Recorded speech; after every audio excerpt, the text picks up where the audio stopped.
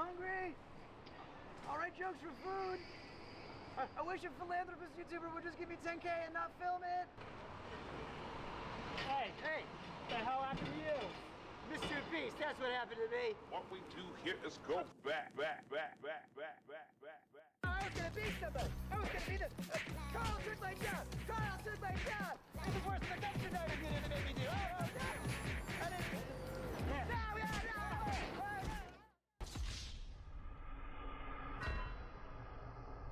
Okay, Content Cop from Temu back at it again. So just before I get into my interrogation with former Mr. Beast employee Jake Weddle, a lot has happened since my last video. After posting, I got hundreds of messages from former Mr. Beast employees, and I had them all like send proof of former employment. You know, just people showing their support or telling their stories of you know, fake videos or unsafe practices, you know, toxic workplace, stuff like that. I'm not really gonna get into those claims because, for one, like, most people want to stay anonymous, which I understand. And also, like, I think most of that stuff's just been covered with you know, the news coming out about Beast Games and everything. And also I have like more serious allegations that I want to start covering.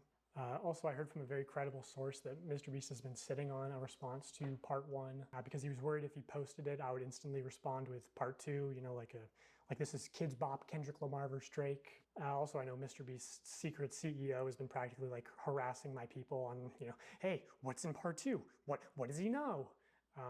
So I will just tell you, James, what will be in part 3, so you don't have to harass my people. It will be about serious allegations of sexual misconduct in the company and your direct involvement in covering up those crimes. And I'll make sure to give you full credit and plaster your face all over the screen when we talk about that. So yeah, I've gotten dozens of messages from former Mr. Beast employees of very serious allegations. So I just want to put a call to action at the start of this video that, you know, if you have a story, DM me, just make sure you send proof of employment first, because I get a lot of DMs. And like, as much as I meme and joke around, like, I take anonymity very seriously. So without explicit permission, I don't go public with anything. And obviously, if it goes to court, I would hope they would censor your information from the court documents. I don't know. Oh, and former contestants too. That's another thing I heard after posting my last video is during the 100 Boys versus Girls video, I have people corroborating the same story that the camera guy who gave the girls a drone was making some girls feel uncomfortable. You know, you trap these girls in a circle and make them sleep on rough turf and get them high on paint fumes, and then you try to f them. Okay, that seems really dark. No, it's not dark. You're misunderstanding me, bro. I think I am. Yeah, you are. Because if the girl said no, then the answer obviously is no. No. But the thing is she's not gonna say no. She would never say no because of the implication. Anyway, so that will be part 3. So, you know, Mr. Beast, do with that information what you will. I know Chucky didn't want to respond to those allegations. So anyway, my interview with Jake Weddle, I chose to interview him because I thought he was perfect because he was both on camera and behind the scenes in 2019 and 2020. And also, what people don't know is that he came back in 2021 to be the sole contestant of a Mr. Beast video, which never got uploaded because it went very badly. He also knows about another portable document format who was working at Mr. Beast while actually on the registry.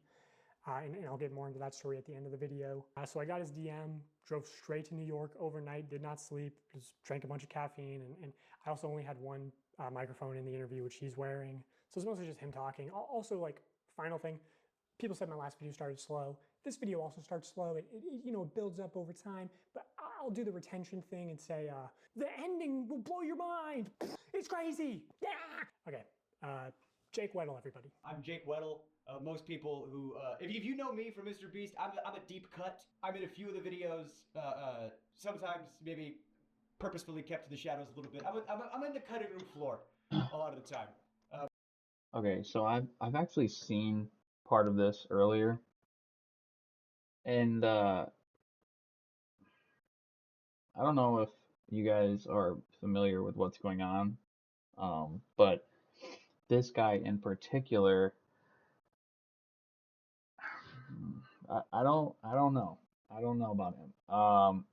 And it's not just because of the way that he acts, but it's kind of like what he says. The problem is, oh man, I don't. I mean, you're gonna see for yourself, but listen. I'm not I'm not saying Mr. Beast is right by any means because I've seen a bunch of stuff and I think it's fucked. But in terms of this specific instance, I don't know, man. I don't. You'll see. I've been in some videos. I've worked on a lot of them. I was there from 2019 to 2020, 2021ish when I came back and did some more. I was there when they were authentic, and then I saw the transition to what I feel like is a company. He's like a TV show now. It went from YouTuber guy with a camera to Amazon. The culture around there was very unspoken, but there was a vibe. There was half the people who, if you made Jimmy happy, you were on the good half. And these people got random bonuses and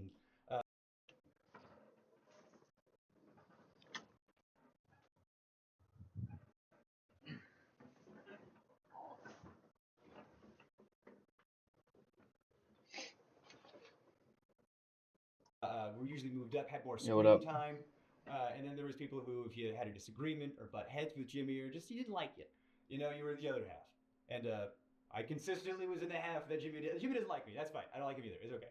Oh, that feels so good to say. I don't like Jimmy. I hate you so much. He didn't want anyone to get more popular or have more of a way out necessarily. Like, oh, I'm doing my Twitch thing on the side. Don't do that because you could get famous and leave and talk about me negatively. And I could tell that the yes men were, you know, doing well, and I was, you know, disgruntled for quite some time. So I've talked to reporters, right, like publicly, and I've always had to choose my words very, very carefully because I don't want to say anything I don't stand behind, obviously. So I used to talk to people. I used to glaze Jimmy publicly for things I do genuinely think are true, but then it's like, well, how come you didn't talk about the working conditions? Well, I wanted a career. I didn't want to, you know, speak ill of YouTube's golden boy, and then I'm blacklisted forever. I tell people I was talking to you, and they go, "Don't, what are you doing? You're gonna kill your career." It's like I have to, or I'll be sad. If this is the moment, we're gonna talk about it. So, as far as that, that's my covering up of why we didn't talk about XYZ sooner. But now you know. What would you say is the fakest video that you worked on while you were there? Fakest video that I worked on while I was there. This is the extent of the fakeness that I was involved to. This is admitting to my complicity. I was a writer there, and we were working on a video. Crushing my friend's car with a rock or meteor or something. It was a rock or a meteor in the title of it. I can't remember, but he wanted to do a prank where, unbeknownst to the person, he takes a rock, crushes their car, and they're supposed to think a rock came out of space. We're gonna take a meteor and we're gonna put it on Weddle's car. We're gonna take another meteor and put it on Marcus's car. Both of them have no idea that we're doing this. Weddle and Marcus are probably shocked. They had no idea.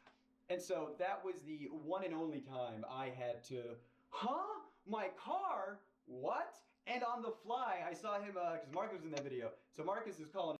So, I just have a hard time believing that that was the only time that he did not.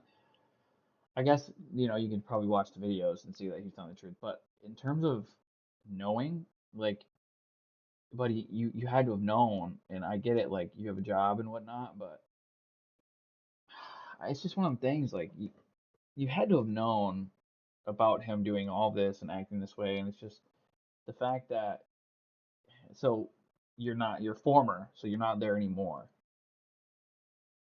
but now it's kind of like, now you want to say something? It's just kind of, it's giving gruntled employee kind of situation.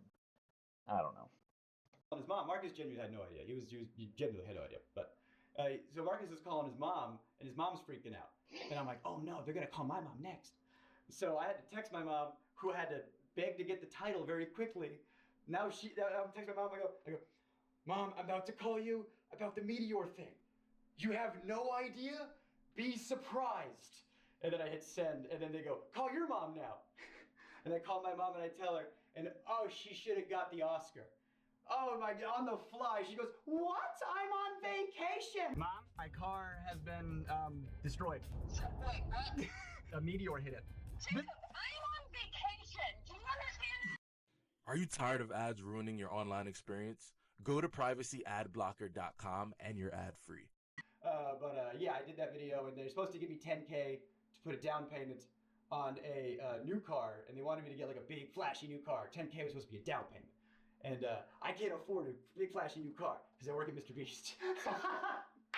So I couldn't get anything I couldn't afford the taxes on. I couldn't get anything I couldn't afford the insurance on. So I do my part of the video, and I get a mom van that I could afford. And Jimmy. But again, like, you know what you're making. So it's like, I don't disagree with his sentiment that Mr. Beast is probably a piece of shit, right? But like, again, like, you know what you're making. Like, you know what your pay is. So, but like, you're going along with it anyway. He was like, "Why don't you get a cooler car?" I was like, I can't afford that, bro. Come on, what are you talking about? If I was working on a TV show in the 90s, on a show that was a quarter as successful, I could retire today. But now I make dog shit pay, making gajillionaires more money. And I just That's walked into life, the writers' is it room, not? and that's one of the Until reasons you're why the I left, gajillionaire. was because I just walked in there and asked for not necessarily a gajillion dollars, but maybe a salary that was more proportional to the work I was doing, given how much revenue that work was doing.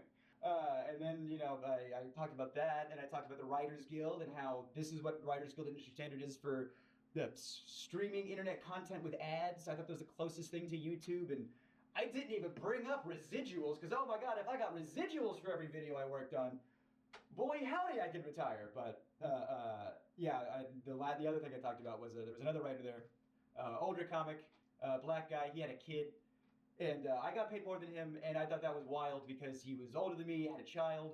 We're doing the exact same job, and I'm some 20-year-old fuckhead white guy. Why am I getting paid more than him? I brought that up, and one of the things I didn't like about the way some of the V stuff shook out was.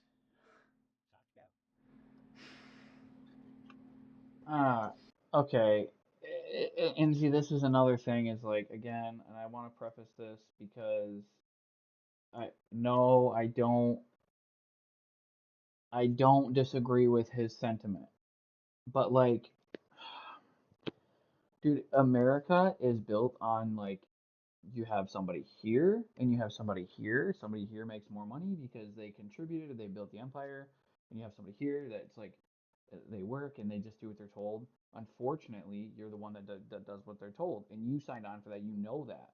So it's like, again, this is like, it's a giving disgruntled employee to me. Like, again, I want to say, like, I genuinely understand, and I agree that most of the shit that Mr. Beast has done is horrible. Like, he's a fucking liar, and that kind of shit. Like, I've seen the other stuff, and it's hard to ignore facts.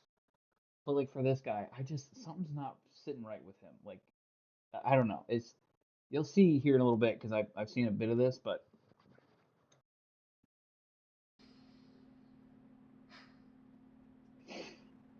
I feel really guilty about the way this like shook out. I was talking to this other writer, like, it's fucked up, that's how the pay is, and I want you to get paid more, because you deserve to get paid more. I don't have a kid. And he didn't want to rock the boat. He desperately didn't want to rock the boat. He's just, I like my job. I like, because when you grow up with nothing, not to say that he did, but I know I did. You get a little something, you don't want to lose it. So he didn't want to rock the boat. But he said, "Hey man, if that's how you feel, like if that's like, I trust you." He stood with me. He went to that meeting with me, and I said my piece, and he backed me up. And I said, "I need X, Y, Z, or I'm out of here." And they said, "Bet," and they gave me a severance check the next day, and they gave him a severance check the next day. But you gotta know it's coming, bro. If I knew he was gonna lose his job too, I wouldn't have done it. You should have known. Like, you're going to your boss and you're saying, "Hey, I don't think this is fucking right. Like, it's bullshit the way blah blah blah blah blah blah." And you spoke up against a big corporation because Mr. Beast is big corp at this point. You gotta know you're gonna get fired. It's gonna happen. It's baffling.